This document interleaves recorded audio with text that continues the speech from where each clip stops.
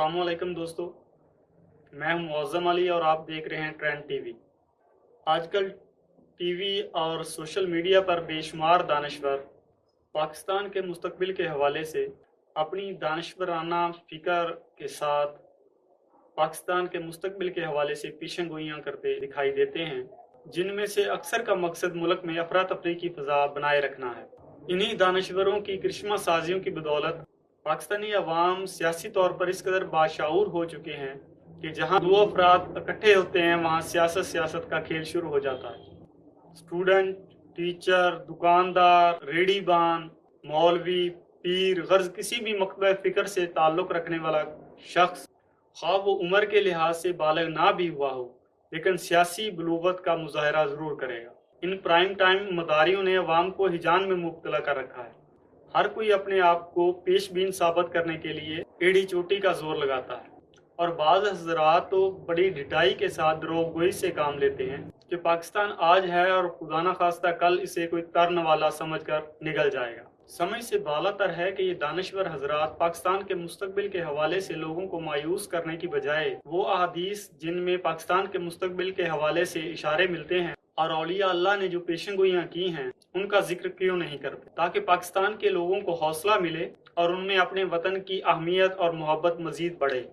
आज हम आपके सामने वो पेशेंगोइयाँ बयान करेंगे जिनसे आपको पता चलेगा कि मुस्तकबिल में पाकिस्तान का किरदार क्या है, जिन्हें शायद जानबूझकर अवाम के सामने नहीं आने दिया जा रहा। जबकि हमारा मानना है कि ये वतन यूं ही सलामत रहेगा और हजारों जानवर अपनी अपनी बोलियां सब बोलकर उड़ जाएंगे।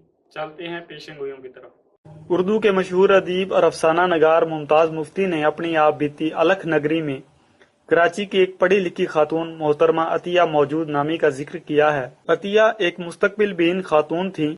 अतिया की मुस्तकबिल बीनी से मुतालिक अलख नगरी से चंद इक्तसाबात मुलाहिजा हों।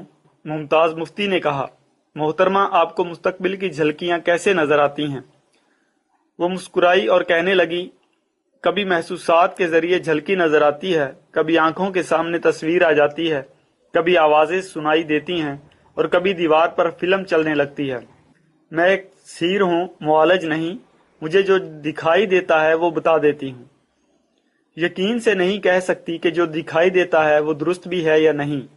फिर वक्त के बारे में कुछ नहीं कह सकती। एक चीज मुझे दिखाई जाती है कि मुस्तकबिल में ये होगा, यूं होगा, लेकिन ये पता नहीं चलता कि कब होगा, कल होगा या एक साल के बाद होगा। अतिया ने कुदरतुल्लाह शहाब को बताया था कि सदर अयूब के खिलाफ साजिश हो रही है। उन्होंने इन लोगों की निशानदेही की जिन्होंने सदर अयूब खान को जहर देकर कत्ल करना था। ये अफराद पकड़े गए और उन्होंने अपने मंसूबे का एतराफ किया। एक और इक्तबास, अतिया कहती हैं कि एक बात मैं बड़ी देर से देख रही हूँ, मुसलसल देख रही हूँ, लेकिन वकूफ पजीर नहीं होती।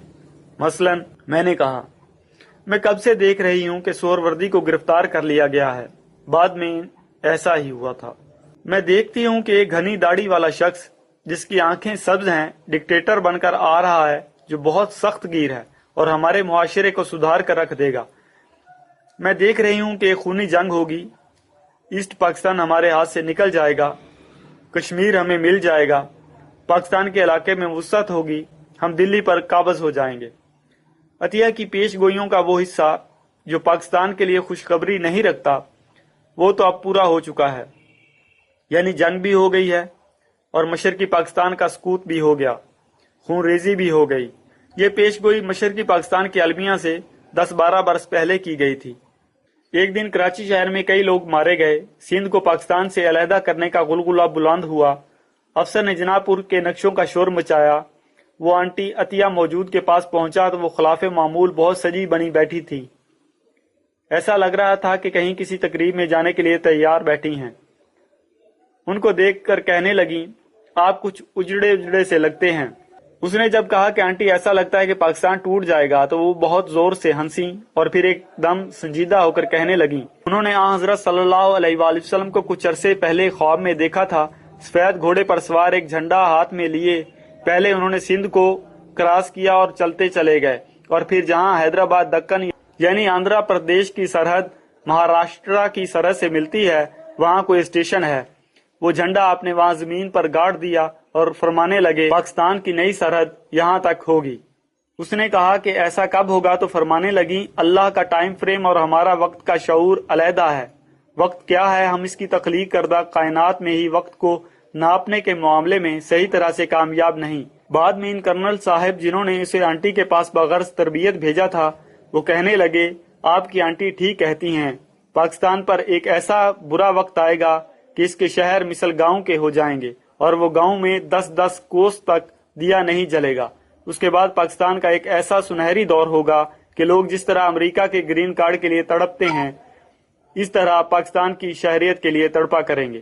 ایک روز میں قبرستان کی طرف جا نکلا، دیکھا کہ ایک معمولی سی 4 دیواری کے اندر خواجہ صاحب ایک مزار پر فاتحہ پڑھ رہے ہیں۔ فارغ ہونے کے بعد خواجہ صاحب حسب دستور بڑے اتفاق سے ملے، کہنے لگے کہیے کیا حال چال ہے؟ میں نے کہا جی کوئی خاص اچھا نہیں، بس غم کھا رہے ہیں۔ بولے کیوں؟ غم کس بات کا؟ میں نے کہا خواجہ صاحب پاکستان کا کیا بنے گا، یہ کشتی تو ڈول رہی ہے۔ میں نے یہ بات تفریحاً کہہ دی تھی۔ یہ درست ہے کہ مجھے پاکستان کے ڈولنے کا احساس تھا، لیکن پاکستان کے لیے کوئی خاص لگن میں نے کبھی محسوس نہ کی تھی۔ خواجہ صاحب میری بات سن کر دفعتاً سنجیدہ ہو گئے۔ مفتی صاحب، وہ بولے، پاکستان کا غم آپ کیوں کھاتے ہیں جبکہ پاکستان کا غم کھانے کے لیے بڑی بڑی ہستیاں موجود ہیں؟ آپ کو اور مجھے غم کھانے کی ضرورت نہیں ہے۔ ایک ساتھ کے لیے وہ رک گئے، پھر بولے اس بوڑھے کو دیکھتے ہیں آپ؟ میں نے اس جانب دیکھا جدھر خواجہ صاحب اشارہ کر رہے تھے، وہاں کوئی بوڑھا نہ تھا۔ کیا وہ اس قبر کی طرف اشارہ کر رہے تھے جس پر ابھی ابھی فاتحہ پڑھ کر آئے تھے؟ خواجہ صاحب بولے اس بوڑھے نے اپنی تمام زندگی کیا ہمیں پاکستان کے لیے وقف کر دی تھی، یہ بوٹا اسی بوڑھے کا لگایا ہوا ہے۔ پاکستان کے لیے بہت عظیم ہستیاں کام کر رہی ہیں، آپ کیوں غم کھاتے ہیں؟ تو پھر میں کیا کروں، میں نے ازراہ مذاق کہا۔ آپ صرف اتنا کریں کہ ہر کام سے پہلے سوچیں کہ کیا آپ پاکستان کے مفاد کے مطابق کام کر رہے ہیں، آپ کا قدم پاکستان کے مفاد کے خلاف تو نہیں، اس میں آپ کا اپنا فائدہ ہے۔ پاکستان تو بہر صورت پھلے پھولے گا، اس کی بہار دیکھ کر لوگ اش اش کریں گے انشاءاللہ۔ خواجہ صاحب کی بات سن کر مجھے بے حد حیرت ہوئی۔ خواجہ صاحب نے تو کبھی ایسی بات نہ کی تھی، انہوں نے کبھی باڑھ نہ ہانکی تھی۔ ان کی بات بڑی زیرک ہوتی تھی جو عملی دنیا سے متعلق ہوتی تھی۔ وہ پیر پرستی کے حق میں نہ تھے۔ پھر وہ بوڑھا کون تھا جس نے پاکستان کا بوٹا لگایا تھا؟ وہ بڑی ہستیاں کون تھی جو پاکستان کا غم کھانے پر معمور تھیں؟ پاکستان میں کیا خصوصیت ہے کہ بڑی ہستیاں اس پر معمور ہیں؟ پاکستان ایک چھوٹا سا ملک ہے، اس میں ابھی تک کوئی اسلامی خصوصیت پیدا نہیں ہوئی، اور اسلامی ملک تعداد میں 20 ہیں، سب کی حالت ناگفتہ با ہے۔ خواجہ صاحب کی بات محمل نظر آئی۔ ان کی بات کی طرف توجہ کرتا تو وہ بے معنی معلوم ہوتی، ان کے کردار کی طرف نظر جاتی تو اثر نو شش و پنج میں پڑ جاتا۔ اس کے باوجود چونکہ وہ بات خواجہ صاحب نے کی تھی، میرے دل میں گو کا عالم پیدا ہو گیا، دل میں ایک پھانسی لگ گئی۔ پاکستان کی امتیازی حیثیت کا یہ پہلا تذکرہ تھا۔ 4 سال بیت گئے، میرا تبادلہ ہو گیا اور مجھے ایک اعلیٰ افسر کے ساتھ منسلک کر دیا گیا۔ میرے نئے افسر میں چند ایک خصوصیات نمایاں تھی۔ وہ بے حد ذہین تھا، کم گو تھا، اس میں برداشت کا عنصر اس قدر زیادہ تھا کہ دیکھنے والے کو غصہ آ جاتا، اور اس میں ذات کا خیال قطعی طور پر مفقود تھا۔ صاحب نے مجھے بلایا اور کہا آپ کام شروع کر دیں۔ اس صندوقچی میں پچھلے ہفتے کے خطوط ہیں، ان سب خطوط کو غور سے پڑھیں، موضوع کے لحاظ سے انہیں ترتیب دیں اور سمری بنا دیں۔ میں نے پہلا خط کھلا، لکھا تھا اے شاہ تو کتنا خوش نصیب ہے کہ تجھے پاکستان کی بادشاہی کی عزت ملی۔ خط پڑھ کر میں سوچنے لگا عجیب خط ہے۔ دوسرا خط کھولا تو اور بھی حیران ہوا، لکھا تھا خبردار دیکھ پاکستان میں آٹا مہنگا نہ ہونے دیجیو۔ تیسرے خط میں لکھا تھا وہ وقت دور نہیں جب پاکستان میں ایسا عالم ہوگا کہ مدینے کے رہنے والے دیکھ کر کہیں گے سبحان اللہ۔ ان خطوط کو دیکھ کر میں گھبرا گیا، سمجھ میں نہیں آتا تھا کہ لکھنے والوں نے یہ خط کیوں لکھے تھے، ان کا مقصد کیا تھا۔ بہرطور ایک بات واضح تھی کہ توجہ حاصل کرنا مقصود نہ تھا، کیونکہ زیادہ تر خطوں میں لکھنے والے کے نام بھی مرقوم نہ تھے۔ یہ خط دعا گو، خادم یا عاجز پر ختم ہوتے تھے۔ بیشتر خطوط کاغذ کے پرزوں پر لکھے ہوئے تھے، تحریر اور انداز بیاں دونوں ہی خام تھے، اثر ڈالنے کا عنصر مفقود تھا۔ سمجھ میں نہیں آتا تھا کہ لکھنے والوں نے پیسے کیوں خرچ کیے تھے۔ وقت کیوں صرف کیا تھا۔ پھر میں نے ایک طویل خط اٹھایا۔ یہ خط جنوبی ہند کے کسی شہر سے موصول ہوا تھا۔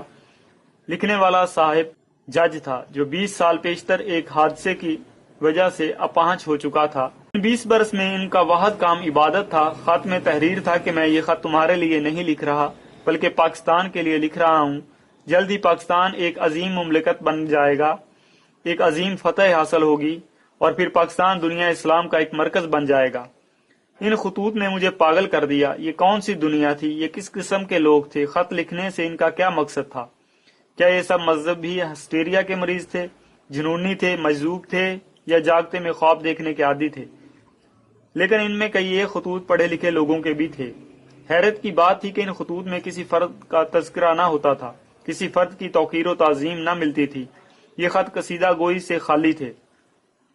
ان خطوط میں کسی ذل الہی کو خطاب نہ کیا گیا تھا۔ ان کا موضوع پاکستان تھا، پاکستان کی خصوصی عظمت، پاکستان سے رسول اللہ صلی اللہ علیہ وآلہ وسلم کا التفات، پاکستان پر اللہ کی برکت و رحمت۔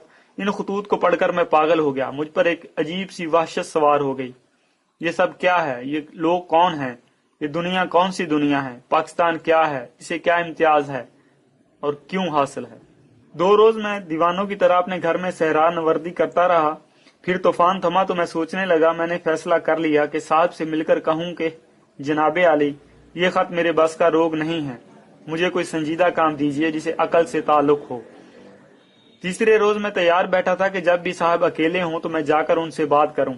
عین اسی وقت صاحب کا چپڑاسی آ گیا۔ میں نے سوچا چلو اچھا ہوا، اس سے کہہ دیتا ہوں کہ صاحب اکیلے ہوں تو مجھے اطلاع کر دے۔ چپڑاسی نے آ کر کہا صاحب بلاتے ہیں۔ صاحب کے کمرے میں داخل ہوتے وقت میں نے سوچا کہ صاحب اپنی بات کر لیں تو پھر میں اپنی درخواست پیش کروں گا۔ اس وقت صاحب کچھ لکھنے میں مصروف تھے۔ انہوں نے مجھے دیکھ کر کہا آپ گیٹ پر سیکیورٹی کے کمرے میں چلے جائیں، وہاں ایک شخص مجھ سے ملنے کے لیے مصر ہے، آپ اس سے بات کریں، کہیں کہ میں نے آپ کو بھیجا ہے۔ اگر وہ آپ سے بات کرنے پر آمادہ ہو جائے تو اس سے بات پوچھ لیں کہ وہ کیا کہنا چاہتا ہے، لیکن اگر وہ مجھ سے ملنے پر مصر رہے تو اسے جانے نہ دیں بلکہ مجھے اطلاع دیں، میں اس سے ملوں گا۔ کی بات سن کر میں دروازے کی طرف مڑا۔ سیکیورٹی کے کمرے میں ایک دہقان قسم کا آدمی کھڑا تھا۔ میں نے اسے باہر باغیچے میں بلا لیا۔ صاحب کام میں مصروف ہے، میں نے کہا، انہوں نے مجھے بھیجا ہے، اگر آپ یہ بتا دیں کہ آپ انہیں کس سلسلے میں ملنا چاہتے ہیں تو۔ میں ابھی جملہ بھی ختم نہ کر پایا تھا کہ وہ بولا بابو جی، میں نے صاحب سے مل کر کیا کرنا ہے، مجھے تو اس سے کوئی کام نہیں، میں اپنے گاؤں سے آ رہا تھا، اس سڑک کے پاس مجھے ایک سانڈنی سوار ملا، اس نے مجھے اشارہ کیا، پاس گیا تو وہ کہنے لگا میاں اس مکان کے اندر جاؤ، صاحب سے ملو اور ہمارا ایک پیغام اسے دے دو۔ سانڈنی سوار بزرگ آدمی تھا۔ میں نے اس کی بات مان لی اور ادھر آ گیا، لیکن پولیس والے دوسرے کی بات سنتے ہی نہیں، بس اپنی ہی کہے جاتے ہیں۔ میں نے کہا آپ اپنا پیغام مجھے دے دیں، میں صاحب تک پہنچا دوں گا۔ سانڈنی سوار نے مجھ سے کہا تھا، وہ بولا جا کر اس سے کہہ دو کہ جو کاغذ وہ لکھ رہا ہے وہ غلط ہے اور جو وہ لکھ کر پھاڑ چکا ہے وہ صحیح ہے۔ عجیب محمل سا پیغام ہے، میں نے سوچا، نہ سر نہ پاؤں، سانڈنی سوار کو صاحب کے نوٹ سے کیا واسطہ، اور پھر سانڈنی سوار یہاں کہاں؟ میں نے تو کبھی اس علاقے میں کوئی سانڈنی سوار نہیں دیکھا، یقیناً یہ دہقان پاگل ہے۔ مجھے یقین تھا کہ صاحب بات سن کر مسکرا دیں گے اور پھر کام میں مصروف ہو جائیں گے، لیکن ایک ساتھ کے لیے وہ سوچ میں پڑ گئے، پھر نہایت سنجیدگی سے بولے ذرا یہ ویسٹ پیپر باسکٹ تو اٹھائیے۔ میں نے وہ ٹوکری اٹھا کر میز پر رکھ دی۔ وہ بڑی توجہ اور احتیاط سے کاغذ کے ٹکڑے ٹوکری سے چننے لگے۔ یہ دیکھ کر مجھے حیرت ہوئی، کیا صاحب سانڈنی سوار کی بات سچ مان بیٹھے ہیں؟ صاحب نے وہ پرزے میری جانب بڑھا دیے، بولے اگر آپ کو فرصت ہو تو انہیں جوڑ دیجئے۔ صاحب نے وہ نوٹ اٹھایا جو وہ لکھ رہے تھے اور اسے پھاڑ کر ٹوکری میں ڈال دیا۔ حیرت سے میرا منہ کھلا کا کھلا رہ گیا۔ یہ شخص جو اس قدر ذہین اور زیرک ہے کہ ہم ابھی بات کرنے کے لیے منہ کھولتے ہیں تو ہمارا اندیا بھانپ لیتا ہے، جس کے خیالات میں انفرادیت اور ندرت ہے، جو پٹے ہوئے رسمی خیالات سے دور رہتا ہے، جسے تہمات سے دور کا واسطہ بھی نہیں۔ یہ شخص ایک مبہم سانڈنی سوار کی بات کو یوں اپنا رہا ہے جیسے ہمیشہ سے اسے ایسے سانڈنی سواروں سے واسطہ رہا ہو، جیسے اس قسم کے پیغامات سے مانوس ہو۔ یہ کیا بھید ہے؟ میں نے کاغذ کے پرزے جوڑے۔ وہ نوٹ پاکستان کے مجوزہ آئین کی ایک اہم شق تھی جسے اسلام سے تعلق تھا۔ اس کے بعد صاحب سے خطوں کی بات کرنا بے معنی نظر آنے لگا اور میں اثر نو ان خطوں کی الف لیلا میں کھو گیا۔ وہ خط روز موصول ہوتے تھے، جگہ جگہ سے موصول ہوتے تھے، لیکن عام طور سے ان کا موضوع ایک ہی ہوتا: پاکستان، پاکستان کا امتیاز، پاکستان کے آنے والی عظمت۔ آہستہ آہستہ میں اس طوفان میں بہہ گیا۔ صاحب نے مجھے بلایا اور ایک کام دے کر اپنے ہی کمرے میں بٹھا لیا تاکہ وہیں بیٹھ کر ختم کر دوں۔ میں ایک کونے میں بیٹھ کر کام کر رہا تھا کہ چپڑاسی آیا اور میرا ایک چچا اب کی بار حج پر گیا تھا، وہ مدینہ شریف سے آپ کے لیے ایک پیغام لایا ہے، حکم ہو تو اسے بلا لوں۔ صاحب نے بڑی سنجیدگی سے چپڑاسی کی بات سنی، بولے بلا لو۔ تمہید کے بعد بوڑھے نے کہا جناب وہ جہلم کے رہنے والے ہیں، فوج میں سپاہی تھے، بڑی جنگ میں لام پر گئے تھے، وہاں سے مدینہ شریف میں سلام کے لیے حاضر ہوئے، بس وہیں بیٹھ گئے، آج تک وہیں بیٹھے ہیں۔ اب وہ روضہ مبارک کے چابی بردار ہیں، یہ بہت بڑا عہدہ ہے، انہوں نے آپ کو پیغام بھیجا ہے۔ بوڑھے نے بات شروع کی تو انہوں نے فرمایا کہ سن 1946 میں ہم نے خواب دیکھا کہ مسجد نبوی سے ایک بیل پھوٹی اور بڑھتے بڑھتے دور نکل گئی اور اس کے پرلے سرے پر سبز پتیاں نکل آئیں۔ صاحب نے اس بات میں سر ہلا دیا۔ 4 سال بعد خواب میں پھر اسی بیل کو دیکھا، شاخ جوں کی توں قائم تھی لیکن پتیاں مرجھا گئی تھی۔ اب پھر خواب میں ہم نے وہی بیل دیکھی ہے اور پھر سے سرسبز ہو رہی ہے، پھر سے کونپلیں نکل رہی ہیں۔ انہوں نے فرمایا تھا کہ ہماری طرف سے جا کر مبارکباد دینا اور ہمارا پیغام دینا، کہنا بھیڑوں کے رکھوالے خود سائے میں نہیں بیٹھتے۔ جب تک وہ بوڑھا بات کرتا رہا، کوشش کے باوجود میں اپنے کام کی طرف متوجہ نہ ہو سکا۔ جب اس نے کہا کہ ہماری طرف سے مبارکباد دینا تو میں نے محسوس کیا جیسے مجھے مبارکباد دی جا رہی ہو۔ اس کے بعد ایک ایسا واقعہ ہوا جسے دیکھ کر میرا بدن لرز گیا، خوف سے میری گھگی بند گئی۔ صاحب کے ایک دوست نے فون کر کے انہیں بلایا، کہنے لگے ہمارے ہاں ایک درویش آئے ہوئے ہیں، پہلے یہ حیدرآباد میں آئی جی پولیس تھے، پھر بلاوا آ گیا، سب چھوڑ کر الگ ہو گئے، بڑے دلچسپ آدمی ہیں، آپ سے ملنے کی خواہش رکھتے ہیں۔ صاحب درویش سے ملنے جانے لگے تو مجھے بھی ساتھ لے گئے۔ اس درویش کی شکل بڑی ڈراؤنی تھی، سیاہ رنگ، ہڈیوں کا ڈھانچہ، خوفناک آنکھیں، کرخت آواز۔ صاحب کا تعارف کرانے کے بعد صاحب خانہ کسی کام سے باہر چلے گئے اور صاحب اور میں اور وہ درویش جو مجھے سڑی ہوئی مرچ دکھائی دے رہا تھا اکیلے رہ گئے۔ میں ملحقہ کمرے میں بیٹھا انتظار کر رہا تھا، اخبار میرے ہاتھ سے چھوٹ کر گر پڑا۔ ملحقہ کمرے میں مرچ انگریزی بول رہا تھا، میں یہاں صرف اس مقصد کے لیے آیا ہوں۔ اس کی کرخت آواز پھر گونجی کہ تمہیں وارننگ دوں، تمہیں پتا ہے اس سلسلے میں وارننگ نہیں دی جاتی، جو کوتاہی کرے اسے ہٹا دیا جاتا ہے، رد کر دیا جاتا ہے۔ پاکستان کو خصوصی رعایت حاصل ہے، اس لیے وارننگ دی جا رہی ہے، اگر اب بھی کوتاہی ہوئی تو کھال ادھیڑ دی جائے گی اور نمک لگا کر دھوپ میں رکھ دیا جائے گا۔ یہ سن کر خوف سے میرا خون جم گیا اور میں دیوانہ وار باہر نکل گیا۔ 3 گھنٹے صاحب اور مرچ اس کمرے میں بند رہے۔ جب صاحب باہر نکلے تو ان کا منہ زرد تھا جیسے تمام خون چوس لیا گیا ہو، وہ بصد مشکل چل رہے تھے، ایسے محسوس ہوتا تھا جیسے ان کی ہڈی ہڈی ٹوٹ گئی ہو۔ 2 سال بعد ایسی نوعیت کا ایک اور واقعہ ہوا۔ صاحب اور میں دورے پر کراچی گئے ہوئے تھے۔ ایک شام ہم سینٹرل جیل گئے، صاحب کو وہاں کچھ کام تھا، ابھی وہ کام سے فارغ ہوئے تھے کہ جیل کے ایک گارڈ نے آ کر سلوٹ مارا، بولا حضور یہ قیدی آپ کا نام لے کر پکار رہا ہے، کہتا ہے اسے بلاؤ۔ گارڈ کے پیچھے پیچھے چل پڑے۔ ایک چھوٹے سوراخدار کمرے میں ایک ہجڑا بند تھا۔ صاحب نے ایک نظر اس کی طرف دیکھا، تالا کھولو، صاحب بولے۔ تالا کھلا تو وہ اندر داخل ہو گئے اور گارڈ سے بولے تم جاؤ۔ گارڈ چلا گیا، میں اوٹ میں کھڑا رہا۔ ہجڑے نے صاحب کو دیکھتے ہی چلا کر غصے سے کہا تجھے خبردار کرنے کے لیے ہمیں قید ہونا پڑا۔ یہ سنتے ہی مجھ پر خوف طاری ہو گیا اور میں وہاں سے بھاگا۔ 1 گھنٹے بعد جب صاحب وہاں سے نکلے تو ان کی حالت وہی تھی جیسے مرچ سے ملاقات کے بعد ہوئی تھی۔ ان واقعات نے مجھے پاگل کر دیا۔ پاکستان کی امتیازی حیثیت کا بھید اور بھی پرسرار ہو گیا، لیکن انجانے میں مجھے پاکستان کی امتیازی حیثیت کا یقین ہو گیا۔ میرا تبادلہ ہو گیا اور میری خدمات ایک اور محکمے کو پیش کر دی گئیں۔ ایک روز جب میں اسلام آباد کے گرد و نواح میں گھوم رہا تھا، ایک ٹیکسی میرے قریب آ کر رک گئی۔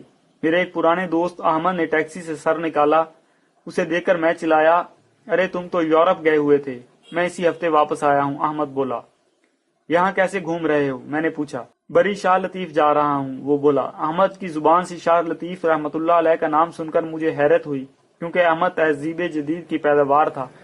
تم وہاں جا کر کیا کرو گے؟ میں نے پوچھا۔ یار وہ بولا میرے ساتھ چلو، ابھی واپس آ جائیں گے۔ جب ہم مزار پر پہنچے تو فاتحہ خوانی کے بعد احمد بولا یار بڑی حیرت کی بات ہے، کیا یہ لوگ اس قدر صاحب نظر ہوتے ہیں؟ ڈاکٹریٹ کے سلسلے میں یورپ کی متعدد لائبریریوں میں گیا، وہاں ایک نسخہ ملا جس میں درج تھا کہ شاہ لطیف رحمۃ اللہ علیہ نے نہ جانے کتنے سو سال پہلے فرمایا تھا کہ ہمارے نزدیک ایک اسلامی شہر آباد ہوگا جو دنیا اسلام کا مرکز بنے گا، اور یہ نسخہ 200-250 سال پرانا تھا۔ تو اسلام آباد نورپور سے 8 میل کے فاصلے پر ہے۔ پھر جنگ چھڑ گئی، بھارت نے پاکستان پر حملہ کر دیا، عجیب و غریب نوعیت کی خبریں آنے لگیں۔ یہ خبریں مافوق الفطرت عنصر سے بھری ہوئی تھیں، قدم قدم پر معجزات کے تذکرے تھے، اخباروں کے کالم ایسے بیانات سے بھرے ہوئے تھے، خبروں کو سنتے اور سر دھنتے تھے۔ متعدد لوگوں نے خواب میں دیکھا کہ حضور سرور دو عالم صلی اللہ علیہ وآلہ وسلم اجلت میں گھوڑے پر سوار ہو کر پاکستان تشریف لا رہے ہیں، جنگ بدر کے شہداء محاذوں پر پہنچ چکے ہیں۔ حضرت علی، حضرت امام حسن اور حضرت امام حسین رضوان اللہ تعالی علیہم اجمعین سفید ملبوسات پہنے سیالکوٹ کے قرب جوار میں محاذ کی طرف آتے جاتے دیکھے گئے ہیں۔ ایک محاذ کے بھارتی قیدی کا بیان تھا، سفید پیراہن والی پاکستانی فوج بھارتیوں کو تہس نہس کر رہی تھی، ان کی تلواروں سے شعلے نکل رہے تھے۔ دوسرے محاذ کے قیدی کا بیان تھا کہ سرخ ٹوپیوں اور چھوٹے قد والے پاکستانی فوجیوں نے بھارتی سینا کا ناطقہ بند کر رکھا تھا۔ ایک سفید ریش بوڑھا میرے گولے کیچ کر کر کے پرے پھینک دیتا ہے۔ بھارتی ہوا بازوں کا بیان تھا کہ جب وہ گولے پھینکتے تھے تو سفید ریش بوڑھے انہیں ہاتھوں میں پکڑ کر زمین پر یوں رکھ دیتے تھے کہ وہ پھٹتے نہ تھے۔ سارا پاکستان ان معجزاتی تذکروں سے گونج رہا تھا۔ ایک دانشور نے تحقیر بھرا کہا لگایا، یار یہ پاکستانی عوام معجزے گھڑنے میں کمال رکھتے ہیں۔ آج کل ایسا معجزہ ایجاد ہو رہا ہے جس کا جواب نہیں۔ اگر ان معجزوں سے ہٹ کر حقائق کی روشنی میں بات سمجھنے کی کوشش کی جائے تو بات بنتی نہیں۔ کیا مطلب؟ تیسرے نے کہا، اب یہ کہ اگر حقائق کی روشنی میں دیکھا جائے تو ہمیں جنگ ہار جانی چاہیے تھی اور بھارت کو پاکستان پر قابض ہو جانا چاہیے تھا۔ ہاں، ایک اور دانشور بولے، بھارتی حملے کا پلان فوجی اصولوں کے لحاظ سے عین پریکٹیکل تھا، اس میں کوئی سکم نہ تھا۔